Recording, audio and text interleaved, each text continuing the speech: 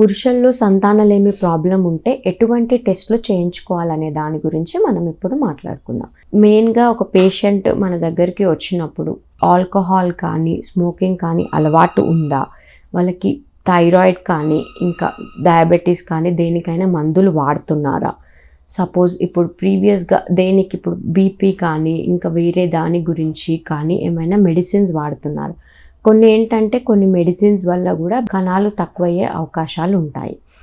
And suppose ఇప్పుడు ఫీమేల్తో కలిసినప్పుడు వారానికి ఎన్నిసార్లు కలుస్తున్నారు, కలవడంలో ఏమైనా ప్రాబ్లం ఉందా కూడా మనం కనుక్కొని తెలుసుకోవాలి. ప్రీవియస్గా ఏమైనా సర్జరీస్ అయ్యాయా, చిన్నప్పుడు ఏమైనా అక్కడ దెబ్బ తాకిందా, వాళ్ళకి ఏమైనా దాని రిలేటెడ్ ఏమైనా ఇన్ఫెక్షన్స్ అయ్యాయా, లేదంటే దేనికైనా ట్రీట్మెంట్ తీసుకున్నారా అని కూడా తెలుసుకోవాలి.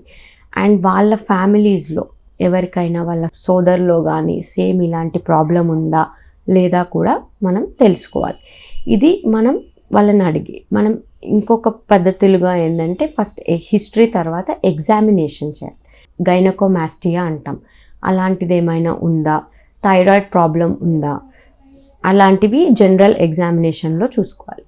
అండ్ లోకల్గా మనకి టెస్టిస్ అనేది సైజ్ ఎలాగుంది, చిన్న సైజులో ఉందా, ఓకే నార్మల్ సైజులోనే ఉందా, సపోజ్ టెస్టిస్లో నార్మల్ సైజ్ ఉన్నా కానీ మన ఉబ్బి ఉందా, వాటర్ అట్లాంటివి ఉన్నాయా, లేదంటే రెండు సేమ్ దగ్గరే ఉన్నాయా, ఒకటి పైన ఒకటి కింద అలాంటివి ఉన్నాయా, వారికోసిల్ ఉందా, ఇవన్నీ మనం ఎగ్జామిన్ చేసి చూస్తాం.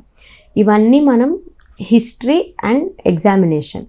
నెక్స్ట్ ఏంటంటే మనకున్న ఏకైక test rule out better test is the semen analysis. ఈ సెమెన్ అనాలిసిస్ అనే టెస్ట్ ఏంటిదంటే 2 నుంచి 7 రోజుల గ్యాప్ ఉన్నప్పుడు ఎప్పుడైనా మనం సెమెన్ టెస్ట్ ఇవ్వచ్చు.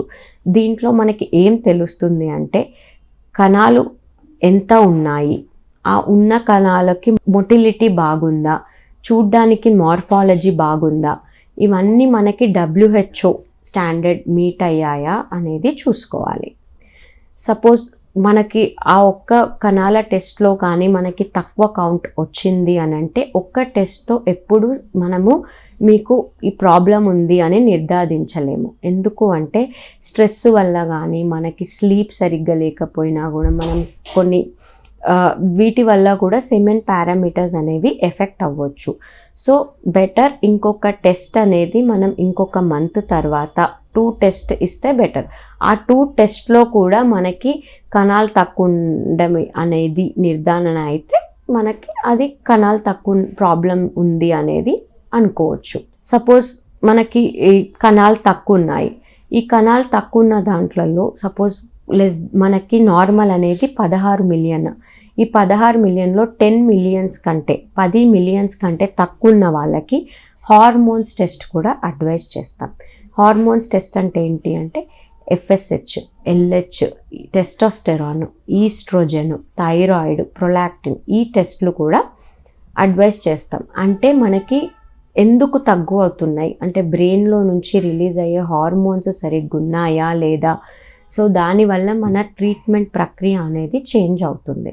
ఇంకా కౌంట్ అనేది 5 మిలియన్ కంటే తక్కువ ఉందనుకోండి, అట్లాంటి వాటిలలో జెనెటిక్ టెస్టింగ్ అంటే క్యారియోటైపింగ్ టెస్టింగ్, ఇంకా వై క్రోమోజోమ్ మైక్రో డెలిషన్ అనే టెస్ట్ కూడా చేస్తాము. మనకి ఎగ్జామినేషన్లో బీజాల సైజ్ తక్కువ ఉండడం కానీ, లొకేషన్ ఒకటి పైన ఒకటి కింద ఉండడం, దాంట్లో వాటర్ ఉండడము, లేదంటే వారికోసిల్ ఉందన్న వాళ్ళకి స్క్రోటల్ అల్ట్రాసౌండ్ అనేది చేస్తాం ప్లస్ డాప్లర్. సో ఇవన్నీ పురుషులలో ఇన్ఫర్టిలిటీ ఎందుకు ఉంది అనేది గురించి తెలుసుకోవాల్సిన టెస్ట్లు.